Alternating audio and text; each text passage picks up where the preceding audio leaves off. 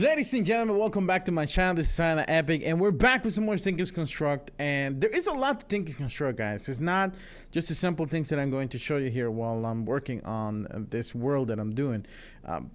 You want to read those books. You want to read the books and make sure that you follow those instructions. They're very great. They explain really nicely on how you need to get things done, but this is more of a visual on how I'm doing it. I know this is supposed to be a Let's Play series, but I kind of figured that it's a good way to teach a lot of people have been learning a lot from the series. So I just want to continue to do some, not really tutorials, but just a review on this stuff, as we go, so you guys can see some of the things that we can do on it. We'll get to some adventure stuff and everything as the Let's Play goes on, but for right now, let's keep going on Think and Construct. We have a few things to do now. This episode is actually a re-record. The last episode got all screwed up. My computer decided to record my webcam microphone instead of my actual microphone that I use, and it sucked. Sounds terrible. So I'm going to kind of fast pace through what this episode is going to be, but still providing you with what you need, so you can learn some of the stuff, advanced stuff on Think and Construct. Okay, so here we go, guys. So let's do it. So one of the things that we all know now that we have this going, the smeltery, now we have a bunch of iron in there. Okay, we have about 35 ingots in there. Now, instead of putting our ingot thing in there and pouring it one at a time, we're going to actually pour it here. And you right click it, it'll pour it, and look at that. It'll actually become into a iron block. There you go. See? Now we're having iron block with us. Okay. Whoops. I don't know why that went in there. So now, we don't want to sit here though and just right click the whole day on how to get this done. So what I'm going to do is something very simple. We're going to use something that is called a clock. Okay? We're going to do a little bit of automation on it. Now, I do have a clock already made. I'm just going to show you, what it really takes. All you need is a redstone torch, 4 stone across, redstone in the corners, and you get a redstone clock. Now, what this is going to do is it's just going to give a tick to that faucet so it'll pour whatever is on the smeltery. There we go. So we got the clock. The next thing I'm going to do is I'm going to do a hopper. This is just a standard vanilla hopper. There is nothing major to this. It's just some iron and some chest, and you're good to go. And then we're going to use the chest. So we're going to automate this process a little bit, okay? So there we go. Didn't really need to go back to the house to do that, but I did anyways. So there you go. So what I'm going to do, though, is I want to get in here on the side, and then we're going to put the chest over here, okay? And then I am going to put the hopper right over here. Now, hold shift and click on the actual chest. Don't do it anywhere else because the hopper is not going to connect to the chest. So you want to do that right there at the bottom. So it will take the iron block out of the basing and it's going to put it right into the chest. So there we go. So now what you want to do, you want to grab your redstone clock. Now the redstone clock, don't put it on top of the drain. You want to put it on top of the faucet. Now, that's a little weird because, well, it's not, it makes sense, but it would be nicer if you could just put it on the smeltery drain, but no. So what you're going to do, you put it right here, hold, right click, bam, there you go. And now it's pouring automatically. Now, this is not really efficient because of the fact that the tick on the clock, I think it's about 4 seconds. So every 4 seconds it gives a tick. The problem is when it does that is that it actually stops the drain. As you can see, it's doing one little bit at a time.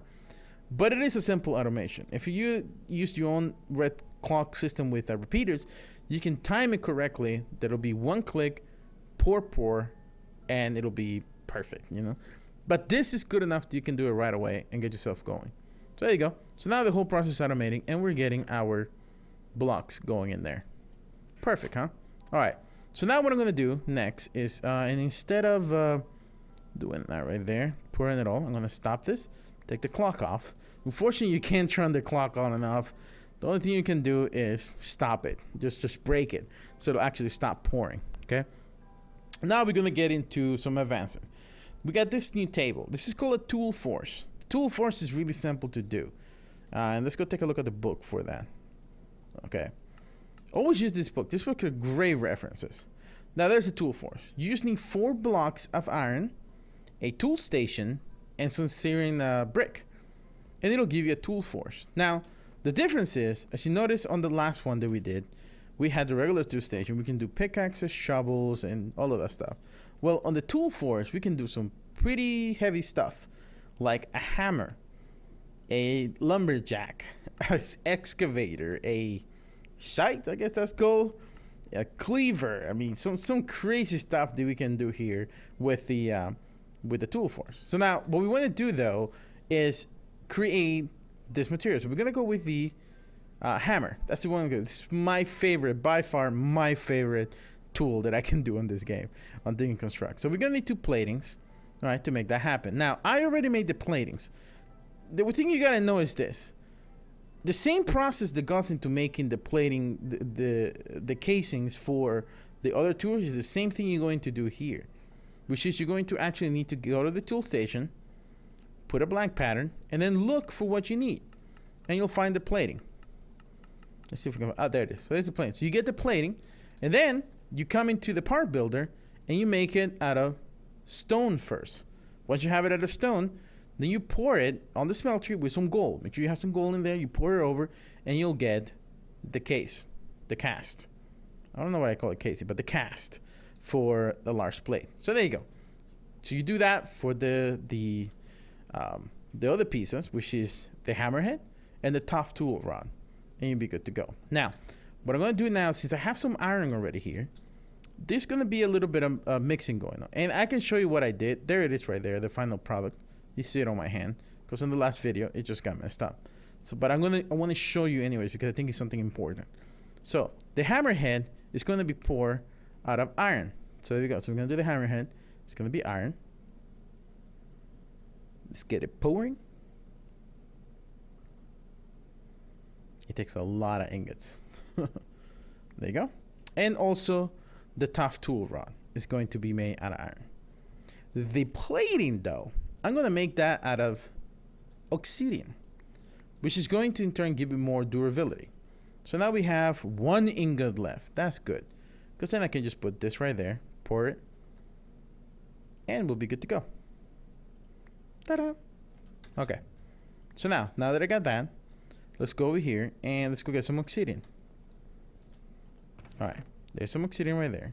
Grab those. 6, that's 12. That should be enough, I think. All right, so then you put it right there, and there you go. It's gonna do some obsidian. Let me grab a couple more just in case. The exact amounts that it actually takes, I am not sure. Actually, let me put this ingots in there. So you're just gonna have to fill it out, and either way, you can get whatever is left over out, so you don't have to really worry about whether you have everything right or not. So, all right, so we're gonna fast forward this while this melts and becomes into smelted obsidian. All right, so now that we have molten obsidian, that's what it's called. I don't know, I call it smelted. So there you go. So now we're gonna grab our large plating, and we're going to make some large plating out of obsidian. This is gonna be, it's gonna be great. All right, let's pour it. Hopefully, I hope I have enough. Yeah, it looks like I do have enough. And there you go. Why is that there? Get out of there. Okay, we gotta do 2 of them. It requires 2 of them. But this thing is beast. I can tell you're gonna love this thing. It's one of my favorite tools on Think and Construct. And there we go. So now we have that there. We are left with 2 pieces of ingot. So we're just gonna put that right there and pour those 2 out. So they're not in there doing nothing. There you go. Don't really have the need to make any more of this. And that's it. All right, cool. Now, what you want to do though is you want to take these pieces and you want to come to the tool force. And we're going to find the hammer. Click on the hammer. And then you start putting them, mash them with their items right there. Put them right there. And the tough tool rod. And there you go. We got a reinforced hammer. Now, this thing is pretty awesome. As you can see, it already has a durability of 1,661. Okay?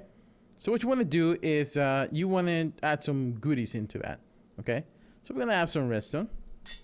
I'm just going to do it this way. It's just for quick showing it because I already have one. I don't really want to waste so much resources. And then what you want to do is you want to add a diamond. And we're going to add a emerald. So I already did. Now, the thing about it is this, okay? When you actually want to do is you want to add the diamond first. When you add the diamond, it automatically gives you 500 more durability, which is great.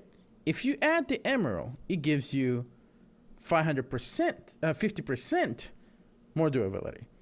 This is great. But if you do it backwards, though, you're not really going to end up with the same output as if you were just to do this first. the diamond first, put you at 2100. Okay, so we're gonna do that. Bam. And then when you come and you add the emerald, it puts you at 3200. I mean, as you can see, it's a big freaking boost. So that's what we're gonna do. You want to do that in that order. Now I'm not gonna do it. I'm not gonna waste the emeralds. Sorry, it's just not something I'm gonna do. I already have it here. As you can see, let me take a look at what I have here. Here we go. We got one that is 3200, and we have the mining speed of 9.9. We added some redstone here for the first thing, and now let me go show you how this works. This thing is pretty amazing. All right, let's go over here. Put these things out of the way. Let's go down to the mines to do some work. Okay, now this is great right here. This is a good example. Okay, as you can see, if we were to mine this thing, we're gonna have to do it one at a time, right? Well, now with a hammer. Check this out. There you go. It does a 3x3 area you can actually mine. Now, if you have dirt, it won't do dirt because it doesn't work that way. So you just keep going. See that? It is a fantastic tool to mine large areas. And now, here's another trick. Put the torches next to the hammer. This is with any Think and Construct tool. And check this out. You can put torches right there. So you can be mining your way, laying down some torches, and just do whatever you need to do. Isn't that great? There you go, guys. That is your probably the last thing I'm going to be getting into deep into when it comes to Thinkers Construct. So I hope you guys enjoyed this episode. Thank you so much. If you like it, please thumbs up, subscribe to the channel, and I'll see you guys next time. Bye-bye.